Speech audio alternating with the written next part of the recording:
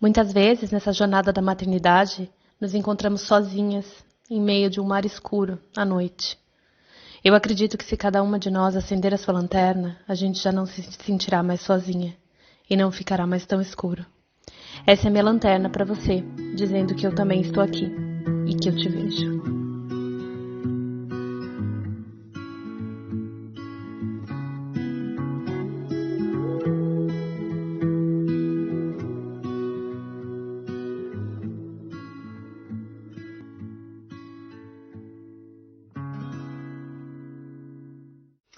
Olá, sejam bem-vindas.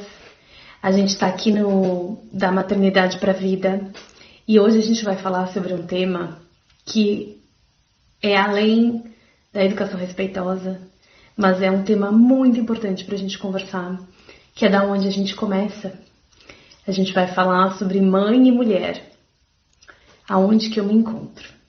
Esse tema, ele é muito extenso, acho que tem muita coisa pra gente trabalhar dentro desse tema, então acredito que não será só um episódio, a gente vai ter provavelmente mais episódios para falar disso.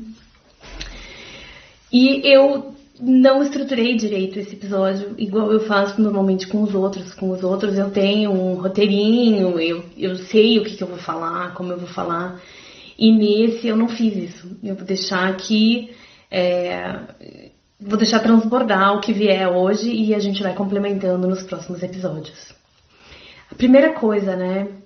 Quando eu fiz uma pesquisa no Instagram para saber qual próximo tema poderia ser para o podcast. E surgiu, então eu coloquei 3 temas sobre os quais eu sempre acabo conversando com as pessoas no direct, às vezes em algum comentário, às vezes as minhas amigas acionam no WhatsApp para falar alguma coisa. E eram 3 temas, então era um sobre irmãos, o que fazer quando eles brigam, né, ou como conduzir as brigas. Outro era sobre birras e o outro era sobre esse mãe e mulher, onde me encontro. E esse, acho que é um tema que impacta todas nós de formas, mas cada pessoa de formas muito diferentes. E diferente do que é com a disciplina positiva, a educação respeitosa, que a gente consegue ter um guia, assim, a gente consegue ter algumas ferramentas, né, que a gente pode sempre usar e das quais eu posso falar. Falar sobre mãe e mulher é, primeiro de tudo, falar sobre o feminino. É falar sobre quem somos nós nessa sociedade, da onde viemos, né? Por que ou como que a gente está nesse lugar que a gente está hoje. Então, eu vou começar falando disso, né? Nós, antes de sermos mães, antes de sermos filha, antes de sermos amigas, a gente é mulher. E a mulher hoje vive num mundo feito de homens, para homens, né? Basicamente, a gente vive num mundo patriarcal, onde... Eu acho que não só essa questão do homem, mas a gente precisa olhar também para a questão da energia masculina. Eu acredito que tudo, e pelos estudos que eu tenho feito, né, acaba que, apesar de serem diferentes linhas de pensamento, elas chegam nesse mesmo lugar. Que todos temos energia masculina e feminina dentro de nós. Todos nós, né? Então, o budismo vai falar do yin yang, a astrologia vai falar de energia masculina e feminina. Quando a gente vai estudar o cristianismo, né, sem estar só dentro da Igreja Católica, existe também essa relação do feminino, do masculino, que é a base para a criação, né? Mitos também trabalham com essas energias. Então vamos partir desse princípio que existem essas 2 energias, feminina e masculina, né? Elas existem dentro de nós, somos fruto dela, e o que a gente vê hoje no mundo é um foco, uma atenção muito grande em tudo que está ligado à energia masculina. Então, olhando assim, se eu consigo olhar ao longo da história, né, a gente começou como organizações nômades, né, e depois a gente descobriu a agricultura, a gente descobriu que a gente conseguia plantar, que a gente conseguia se estabelecer num só lugar, Até então, as sociedades eram muito voltadas para eram matricênicas, ou como chama isso? Eram ao redor da mãe, da mulher, né? Porque a mulher era a única que poderia, que procriava. E as pessoas não entendiam direito como aquilo acontecia. Então, a mulher, o feminino, tinha um quê, assim, de magia, de misticismo. Ninguém entendia como aquilo acontecia. E as mulheres, muitas vezes, por poderem ter filhos, eram quase que consideradas um ser, assim, místico, né? Um ser especial, porque elas tinham essa capacidade. Então, as sociedades eram organizadas em volta disso.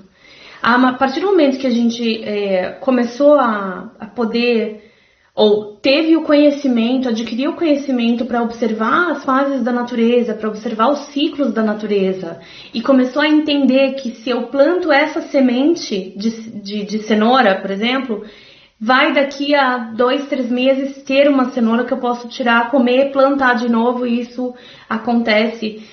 A gente começou a poder se fixar nos lugares.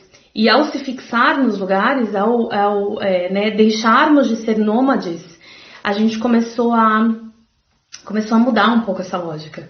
E à medida que a gente foi se fixando na Terra, o que passou a ser importante? A Terra. Ter a Terra, né? E aí, nesse momento, também houve esse entendimento de que a mulher não fazia o filho sozinha, de que não era assim uma criação espontânea, de que não era nada mágico. Assim como a gente planta a semente e nasce a cenoura, o homem tinha uma participação também no fazer o filho. E a partir do momento que se entendeu isso, e que era necessário a terra, e que para trabalhar na terra se precisavam de gente, começou a ter essa percepção da importância de se ter filhos, vários filhos, né? Para que eles pudessem trabalhar na terra, para que essa terra pudesse gerar recurso, né? E aí começou essa, não vou dizer objetificação, mas começou a importância da mulher a ser vista como parte desse modelo econômico.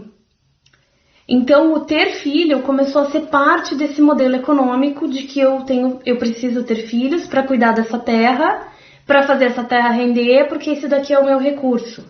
E a partir daí, então, começou essa mudança de mentalidade e a gente começou a entrar numa sociedade patriarcal. E junto com esse movimento todo, né, lógico que isso é uma coisa que se desenvolveu ao longo de muitos e muitos e muitos anos, junto nesse movimento todo, a gente aprendeu, então, né, a valorizar produtividade, a valorizar esse acúmulo, né, o acúmulo de recursos materiais, à medida que foi evoluindo, Revolução Industrial, etc. Então, existiu muito no início essa valorização da força física, porque isso era importante, mas hoje esse valor passou a ser a produtividade, eu tenho que entregar, eu tenho que fazer, o se mostrar, né, essa questão da extroversão, do convencimento de alguém, tudo isso que hoje a gente olha e vê como algo valoroso, né, skills, vamos dizer, habilidades que são importantes para a nossa sociedade, elas têm um quê de energia masculina, elas são yang.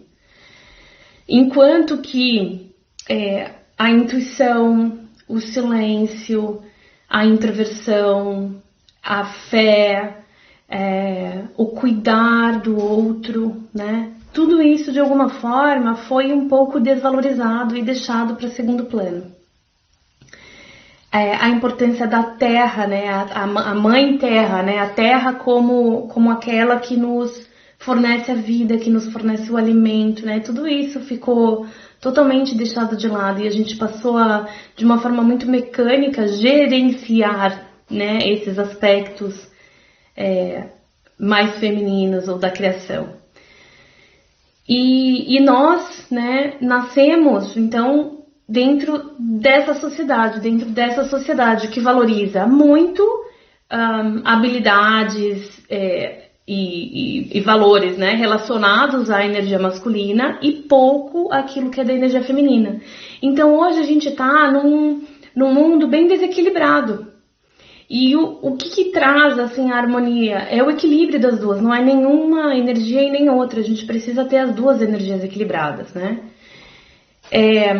Então, assim, somos mulheres e nascemos nesse mundo. E o que acontece com a gente?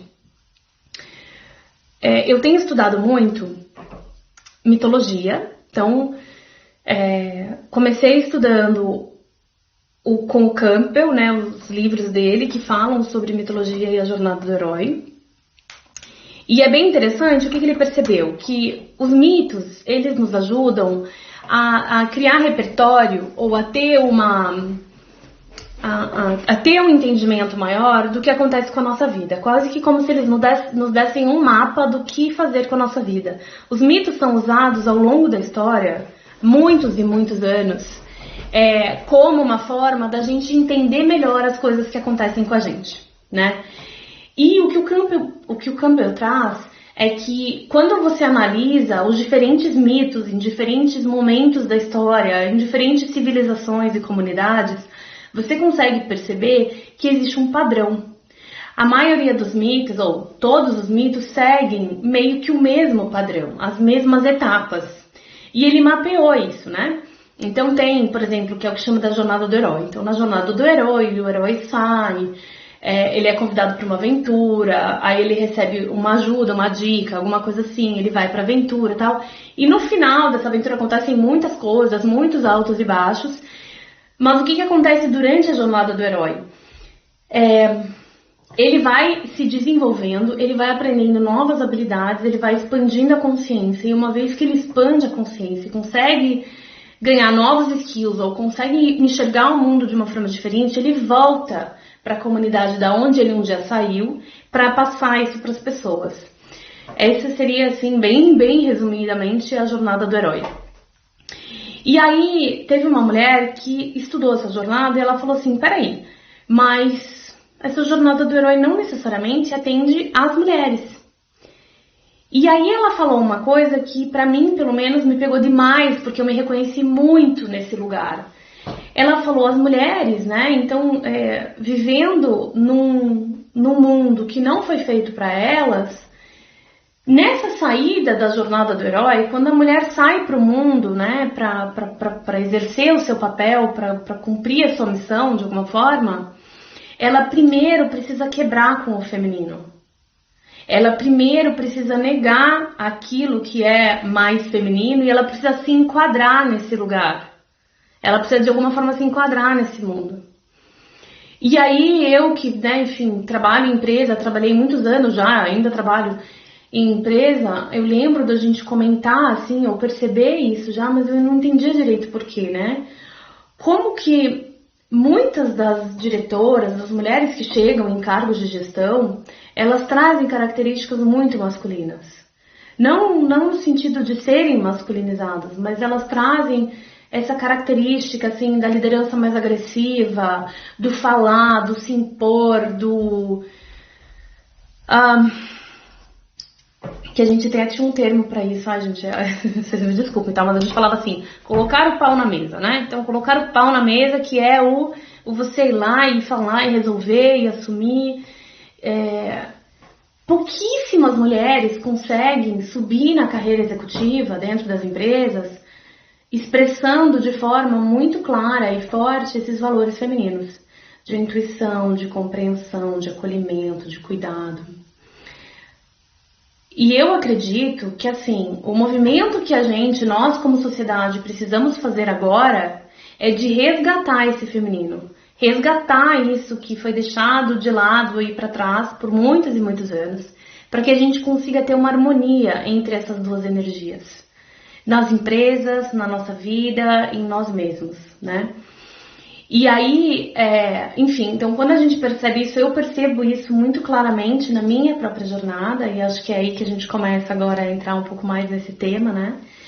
Porque eu lembro, assim, inclusive até quando a gente pensa em quem a gente admira, né? Vem muitos homens, né? Homens são muito proeminentes nas carreiras acadêmica, executiva.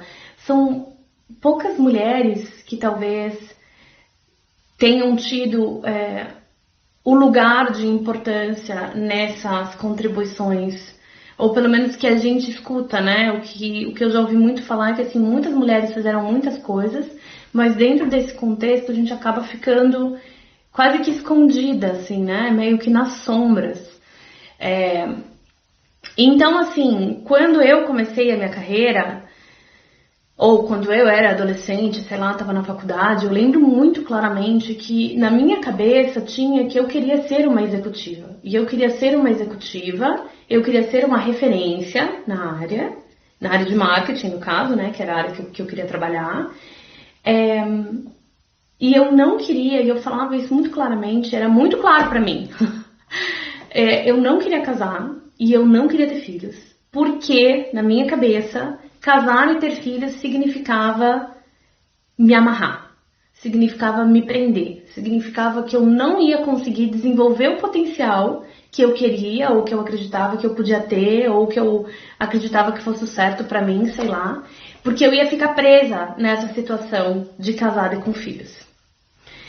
E aí, né, pula pra hoje, que eu tenho estudado tudo isso, eu entendo da onde que veio isso, né? Porque, no fundo, nós, mulheres, mesmo, isso já é muito conhecido, né? Não tô falando nada de novidade. Mesmo quando a gente vai e tem uma carreira, e cresce, e vira executiva, e etc., a gente ainda assim não consegue ter um equilíbrio entre os diferentes papéis que a gente cumpre na vida. E acaba que as mulheres, a gente fala muito disso, né? Tem uma carga mental bizarramente grande, as mulheres têm dupla jornada, tripla jornada, porque no fundo acaba que apesar da mulher ter conquistado esse lado, entre aspas, mais masculino e ter desenvolvido essa energia mais masculina para estar ali entregando, né? Produzindo, porque esse foco tão intenso nessa energia masculina, ele traz consigo essa necessidade da gente produzir o tempo inteiro. O tempo inteiro você precisa estar produtiva. Por quê? Porque o sistema precisa que você esteja produtiva. O sistema capitalista, né? A indústria, ela precisa que a gente esteja produzindo, entregando e consumindo. Produzindo, entregando e consumindo. E a gente entra nessa roda dentária sem nem perceber. Quando você vê, você tá nisso, produzindo, entregando, consumindo, produzindo. E quando a gente não tá produzindo, entre aspas, né, os momentos que a gente teria de silêncio, de calma, de estudo, de não fazer nada, a gente fica com essa sensação, meu Deus, eu não estou fazendo nada. Tipo, não tenho esse direito, não posso estar fazendo nada. E nós, mulheres, temos muito, assim, em cima disso, né? Então, em cima de toda essa questão do trabalho e tal, a gente tem a questão de que em casa a gente continua sendo responsável por muitas coisas. E mesmo em relações super igualitárias, ainda existe uma carga mental maior na mulher. Ainda existem algumas atividades que são mais esperadas da mulher. E por que eu tô contando tudo isso? Porque quando a gente pensa nesse lugar da mulher, então antes de ser mãe, somos mulheres. E enquanto mulheres, a gente está vivendo nesse contexto. E a gente não pode esquecer que somos fruto e parte desse contexto. É ilusão a gente de alguma forma achar que a gente foge disso. Mesmo a mais feminista das mulheres está inserida dentro desse contexto. E vai carregar consigo, em alguns momentos, esses valores e esses conceitos. Então, assim, para falar, eu acho que de mãe, a gente tem que primeiro falar da mulher. E para falar da mulher, a gente não pode esquecer que a gente está nesse lugar. Vivemos num mundo feito de homens para homens e somos seres disfarçados, praticamente.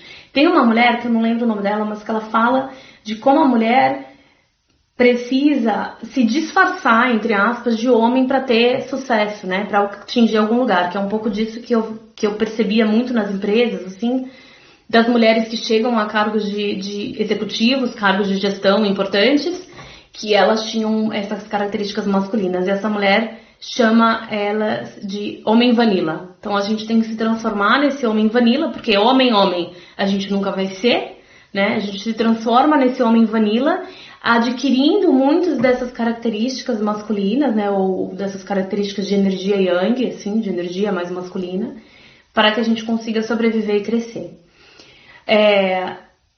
Ai, Ana, mas que exagero.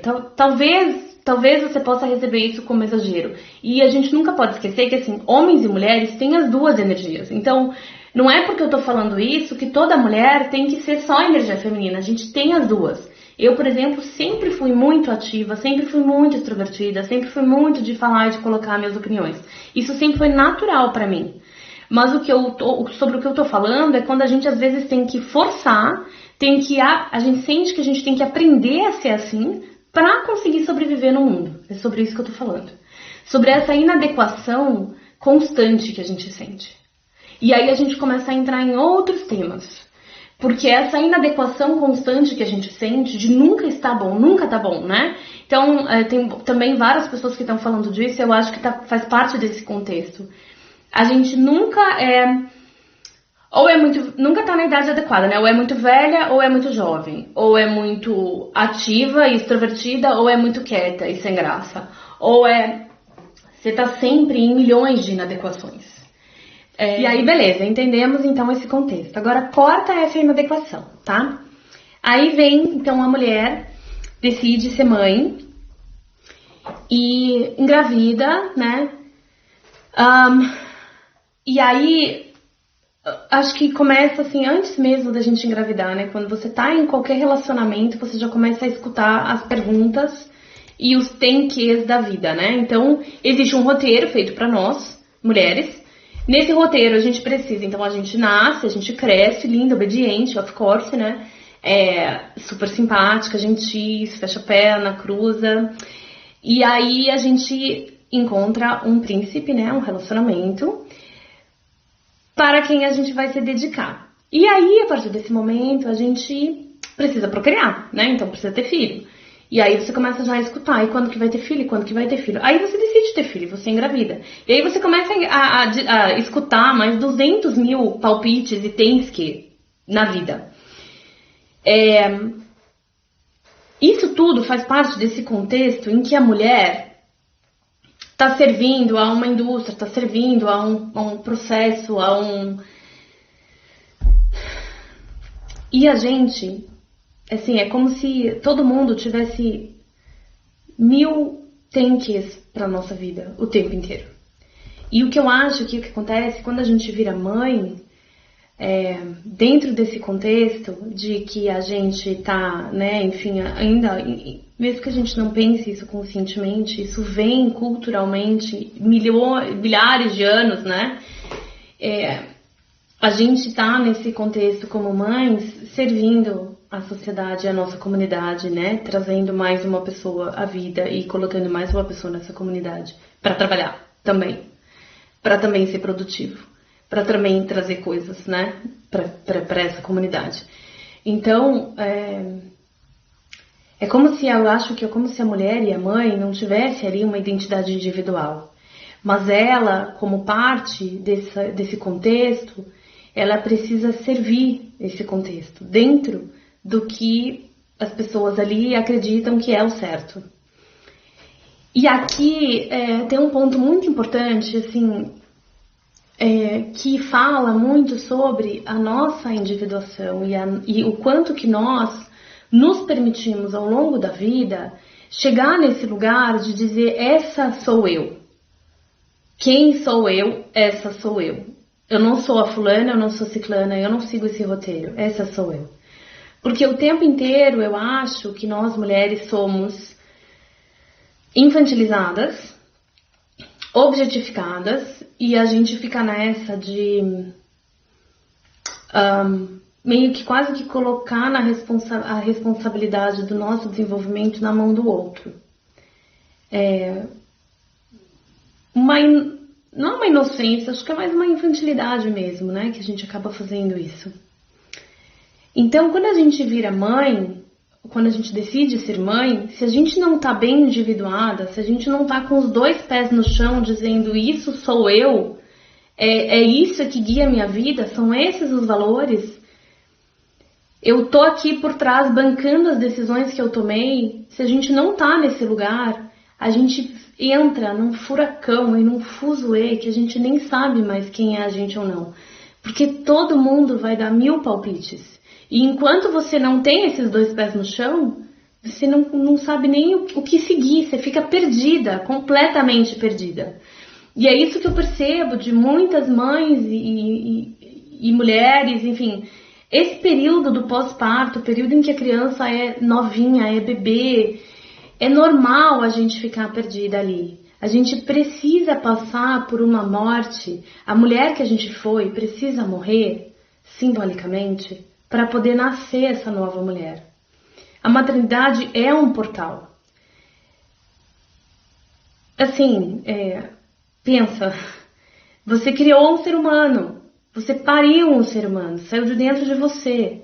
Ele depende de você para viver. Isso tudo são fatos, feitos, sei lá, que mudam muito a nossa perspectiva da vida e do mundo. Mas existe uma resistência em aceitar essa morte, aceitar essa mudança. Nesse momento do puerpério, nesse momento do pós-parto, a coisa que a gente mais quer, às vezes, é voltar a ser quem a gente era. Porque você fica nesse vazio, você fica nesse buraco, você não sabe ali o que tem, o que não tem, quem é você, quem não é você. E é normal passar por isso, é normal passar por esse buraco. Esse buraco é essencial e eu acho que vale até um podcast inteiro só pra gente falar da importância desse puerpério, o que tudo acontece com a gente nesse momento e como que a gente pode sair, né, melhor respirando esse ar puro depois disso, né, nessa nova vida. Mas o que eu queria trazer aqui é que assim, essa parte toda é normal. Acontece que, como a gente está dentro desse contexto e a gente recebe tanto palpite, e no fundo a gente nunca teve o direito de se individualizar, porque quem é você, quem você pensa que é, para fazer isso e ser aquilo diferente? Para não querer ter filho, para não querer casar, para agora querer, para ter filho sem ter casado, para... Quem é você para descumprir esse roteiro que a gente planejou para você, né? Existe, eu acho que, muito essa cobrança, não é uma cobrança direta, às vezes é uma cobrança em perguntas, às vezes é uma cobrança em sugestões, às vezes é uma cobrança que vem, o que é pior ainda, né? Vem das mulheres que nos são mais próximas. Às vezes é uma amiga, às vezes é uma mãe, às vezes é uma avó, uma tia. E o que eu gosto muito de lembrar nesse caso é que o que a Brené Brown tá sempre, né, nessa teia da vergonha, nós todos, né, não só mulheres, nós mulheres, homens, enfim, a gente passa a vida inteira passando por uma série de vergonhas, né, uma série de coisas que a gente faz que nos causam vergonha, e tudo que nos causa vergonha de alguma forma nos prende dentro desse contexto que não é o nosso, dentro de um contexto onde a gente fica tentando ser alguém para agradar, para se encaixar, para pertencer. A gente fica tentando atingir requisitos de